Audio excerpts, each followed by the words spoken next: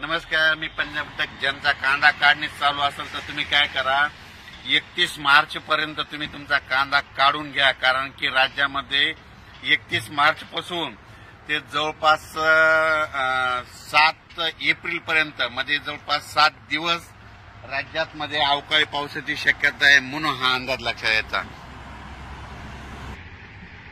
जसं आता हे मार्च एंड चालू आहे तसंच म्हणजे मार्च एंडला सगळे कामं म्हणजे आठवते समजा बँकेचे यायचे.